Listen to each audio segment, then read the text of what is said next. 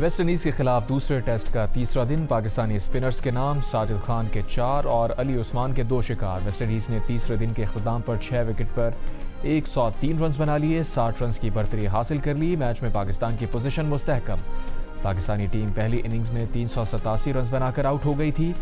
عبداللہ شفیق شاندار 160 رنز بنا کر ناٹ آؤٹ رہے۔ بابر اعظم 88 اور اذان اویس نے 55 رنز بنائے۔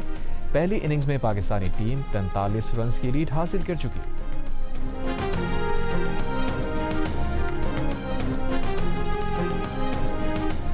کنٹرول لائن کے دونوں جانب اور دنیا بھر میں مقیم کشمیری آج یوم استحصال کشمیر منائیں گے۔ کل جماعتی حریت کانفرنس کی آج یوم سیاہ منانے کی اپیل۔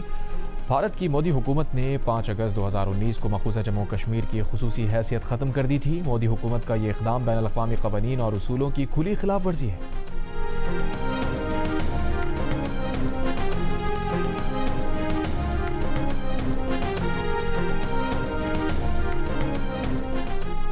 جنوبی ایشیا میں پائیدار اور منصفانہ امن کا قیام تنازع جموں کشمیر کے پرامن حل سے جڑا ہے۔ صدر زرداری کا یوم استحصال کشمیر پر پیغام، کہا بھارتی اقدامات نہ تو اس تنازع کی قانونی حیثیت کو تبدیل کر سکتے ہیں اور نہ ہی کشمیری عوام کے عزم کو متزلزل کر سکتے ہیں۔ کشمیریوں کو پیغام ہے کہ پاکستان آپ کے ساتھ مضبوطی سے کھڑا ہے۔ وزیر اعظم شہباز شریف نے کہا بھارتی اقدامات نے ریاستی جبر میں اضافہ کیا، بنیادی آزادیوں کو محدود کیا۔ بھارت نے مقبوضہ علاقے کے آبادیاتی تناسب کو تبدیل کرنے کی مکروہ کوششوں کو مزید تیز کیا۔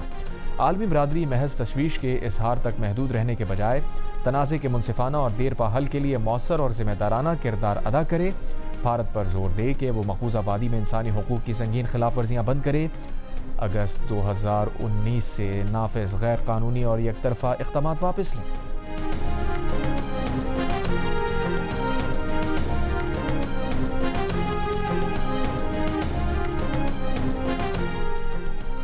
فیلڈ مارشل عاصم منیر پاک فضائیہ اور بحریہ کے سربراہوں کا یوم استحصال کشمیر پر مقبوضہ کشمیر کے عوام سے اظہار یکجہتی۔ مسلح افواج کا بھارت کے غیر قانونی زیر قبضہ جموں کشمیر کے عوام کے ساتھ غیر متزلزل یکجہتی کا اعادہ۔ مقبوضہ کشمیر میں بھارتی فوجی محاصرہ، انسانی حقوق کی سنگین خلاف ورزیوں پر اظہار تشویش۔ ISPR نے کہا مقبوضہ جموں کشمیر پر بھارتی سیکیورٹی فورسز کا مسلسل غیر قانونی قبضہ باعث تشویش ہے۔ بھارت کی مقبوضہ کشمیر کے علاقے کی آبادی کا تناسب تبدیل کرنے کی کوششیں شدید تشویش کا باعث ہیں۔ اشتعال انگیز بیانات اور جارحانہ طرز عمل خطے میں عدم استحکام کو مزید بڑھانے کا سبب بن رہے ہیں۔ مسلح افواج کا کشمیریوں کی ناقابل تنسیق حق خودارادیت کے حصول کی جائز جدوجہد کے لیے غیر متزلزل حمایت کا اعادہ۔ پاکستانی عوام مسلح افواج بھارتی غیر قانونی زیر قبضہ جموں کشمیر کے شہداء کو بھرپور خراج عقیدت پیش کرتے ہیں۔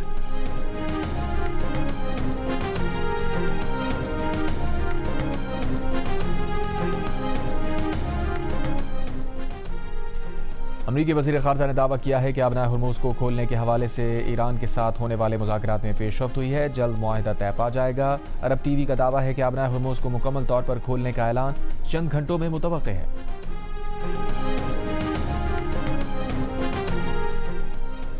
آج پیٹرول کی قیمت 3 روپے 39 پیسے فی لیٹر کم کر دی گئی، جبکہ ڈیزل کی قیمت 4 روپے 7 پیسے فی لیٹر کم کر دی گئی۔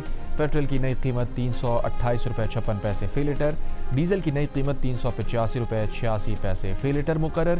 مٹی کا تیل 4 روپے 34 پیسے فی لیٹر سستا، مٹی کے تیل کی نئی قیمت 297 روپے 30 پیسے فی لیٹر مقرر۔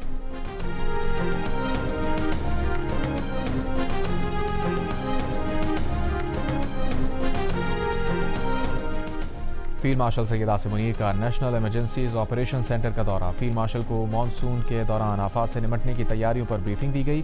چیئرمین NDMA نے آپریشنل صلاحیتوں، جدید ٹیکنالوجی پر مبنی ریسپانس میکانزم سے آگاہ کیا۔ فیلڈ مارشل نے کہا انسانی جانوں اور اہم قومی انفراسٹرکچر کے تحفظ کو ہر صورت یقینی بنایا جائے۔ مسلح افواج امدادی، ریسکیو، بحالی کی کارروائیوں میں سول انتظامیہ اور NDMA کی معاونت کے لیے ہر وقت مکمل تیار ہیں۔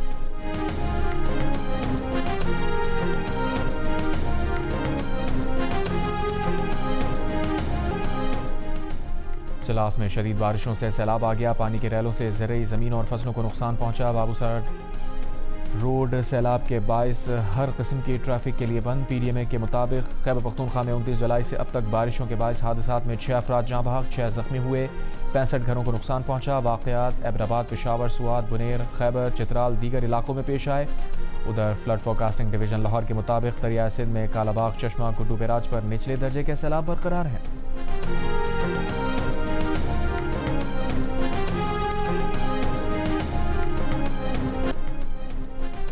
پاکستانیوں کو امریکی ویزے کے لیے $20,000 کی مالی ضمانت سے استثناء مل گیا۔ امریکہ نے اپنے 2025 کے ویزا بانڈ پائلٹ پروگرام کو مستقل کر دیا۔ پروگرام میں شامل ممالک کی فہرست میں پاکستان کا نام شامل نہیں۔ افغانستان، ایران، بھارت بھی شامل نہیں۔ بین الاقوامی آن لائن جریدے کے مطابق بنگلہ دیش، نیپال اور افریقی ممالک سمیت 50 ممالک فہرست میں شامل ہیں۔ نئے قوانین کے تحت کاروباری اور سیاحتی ویزا درخواست گزاروں کے لیے قابل واپسی بانڈ کی حد $15,000 سے بڑھا کر $20,000 کر دی گئی۔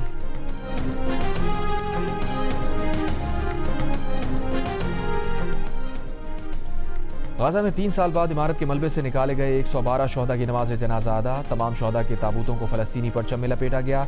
نومبر 2023 میں غزہ کے علاقے الصابرہ کی عمارت پر اسرائیلی بمباری میں شہید ہونے والے افراد کا تعلق 2 خاندانوں سے تھا۔ شہداء میں خواتین اور بچے شامل تھے۔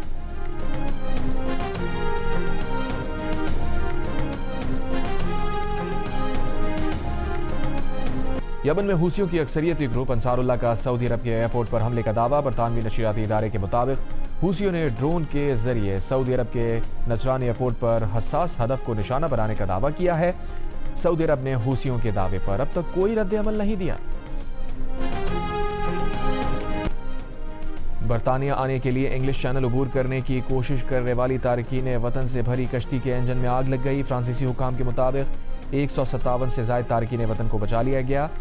آزادی کے رنگ جیو نیوز کے سنگ جشن آزادی منائیں، دنیا بھر کو دکھائیں۔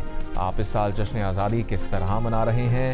10 سیکنڈ کی ویڈیو یا تصویر ہمیں بھیجیں۔ اپنے پسندیدہ ملی نغمہ گا کر ویڈیو بھیجیں، ہم نشر کریں گے۔ ہمارا نمبر آپ کی اسکرین پر۔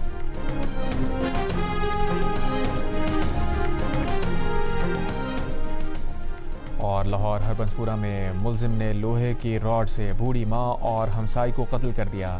ہمسایہ خاتون کی 2 بیٹیاں بھی زخمی۔ ملزم گرفتار۔ پولیس کے مطابق 70 برس کی سلطانہ کا ہمسایہ کنیز فاطمہ سے معمولی بات پر جھگڑا ہوا تھا۔ ملزم اورنگزیب نے دونوں پر تشدد کیا۔ لاہور رائیونڈ کے قریب روہی نالے میں 2 سال کی بچی گرنے سے جاں بحق ہو گئی۔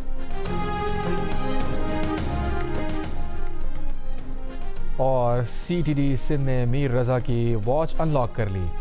لین دین کے حساب سمیت دیگر معلومات پولیس کو مل گئی۔ ذرائع کے مطابق میر رضا کی گھڑی اور فون سے ڈیٹا ڈیلیٹ کیا گیا تھا۔ فون کا کوڈ کریک نہیں ہو سکا۔ میر رضا کے مبینہ قتل کے خلاف شہریوں کا شارع فیصل پر نرسری کے قریب احتجاج۔ مبینہ قاتلوں کی گرفتاری کا مطالبہ۔